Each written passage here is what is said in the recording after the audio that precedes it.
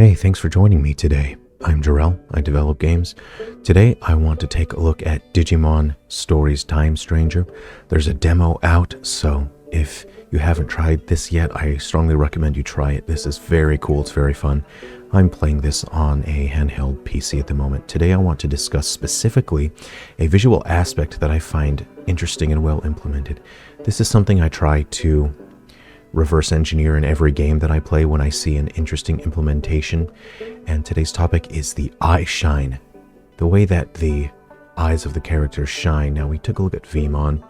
Let's go ahead and go inside my muscular humanoid dragon friend. We'll go inside him and we'll move the camera around and take a look at the way that his eye picks up the light and shines.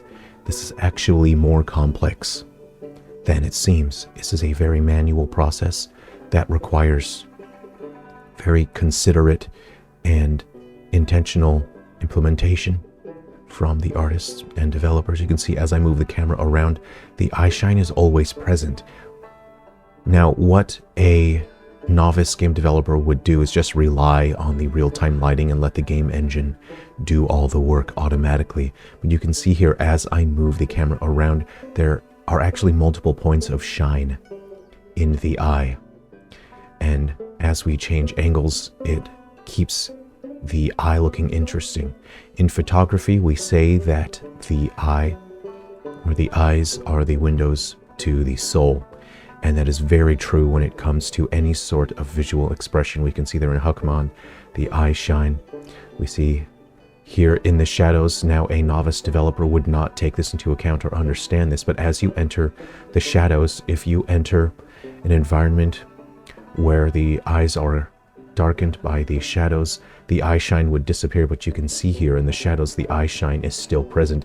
This is something that is very intentional, and it takes a fair amount of work to get something like this to look good. You can see we are in the shadows and the eyes still have the shine, and again, as we rotate the camera, we can see there are multiple points of light that actually are represented here on the character model. Let's take a look at Vmon. Even here in the shadow, the eye shine helps his eyes stand out. You can see the multiple points of light in his eyes.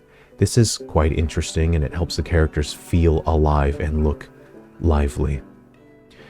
I would like to say that this is implemented by a simple reflective shader and a cube map, but it is not actually. This is something significantly more complex.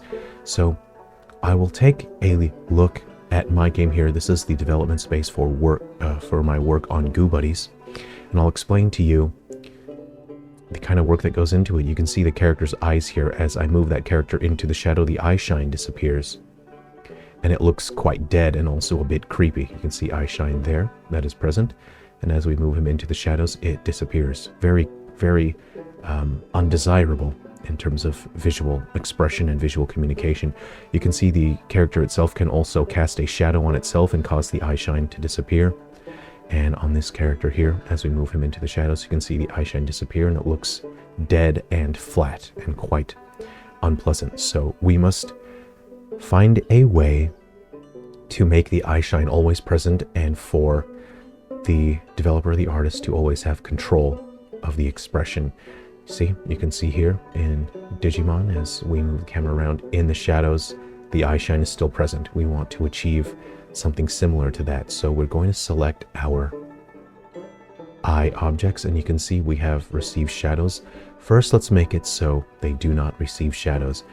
In this implementation, the eyes are relying on a light source to create the eye shine. We're not relying on a shader to create the effect of an eye shine.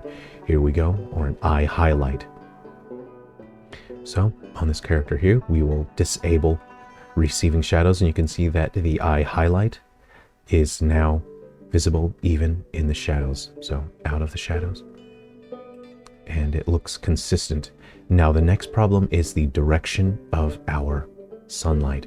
The sunlight is what is casting that eye shine, and problematically, if we change the direction of the primary light source, the sunlight, you can see it changes the eye highlight or the eye shine, and it looks very bad. Now all of the eyes look dull and flat and lifeless, and they no longer really look like eyes.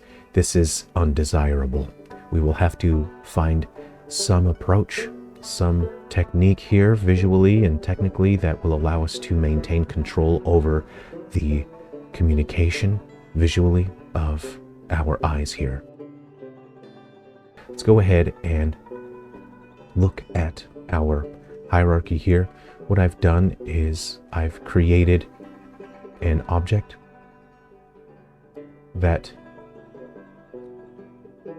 belongs to the camera. It's a child of the camera here, and this is a light source that has a culling layer that only affects a layer we have named eye. So we'll look at our primary light source, we'll look at our culling layer, and what we will do now is ignore anything that is on the eye layer.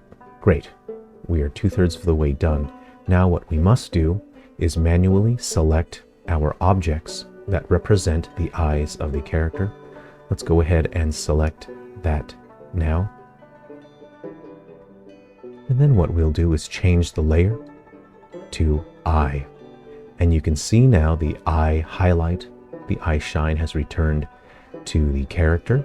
So now there's only one character in the scene that has eye highlights because it is now receiving light from the light source that is parented to the camera. This means as we rotate the camera, the eye highlight position will always be in the exact same spot. Let's go ahead and set these objects to the eye layer, and you can see they are now receiving the highlight exactly as intended. You can see this character suddenly looks alive. And let's go ahead and repeat that one more time for this character here.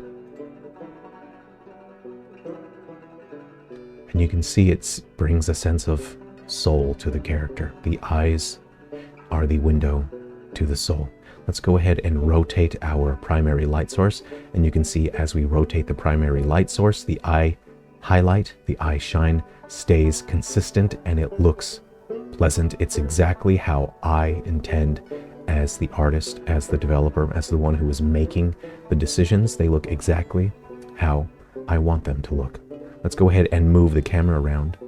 As we move the camera around, you can see the eye shine stays in the same relative position relative to the camera because the eye light source is a child of the camera. This is desirable. This is a very simple solution. It does not require any special technical shaders. It doesn't require ray tracing or the latest in technology. It is simply a solution that works. Sometimes simple is better. You don't always need to take the most complicated approach. You don't always need to use the latest in experimental technology that requires 69 gigaflops of processing power. Sometimes simple is better. Let's go ahead and take a look at our final character here and adjust his eyes so they function logically the same as the other characters. We'll select his game objects. First we will disable receiving shadows, then we will change the layer to eye, and you can see it brings that sense of liveliness to the character. And that is how we can approach eyes from one approach here, and that's many different ways to achieve different visual effects. This is just one approach. Let's take a look at Digimon again. You can see this is quite a different approach, but at the end of the day, it achieves the same thing. It conveys an eye highlight, an eye shine, and it makes the character's eyes look like they are alive and have soul in them. Thanks very much for watching. I hope you enjoyed today's video.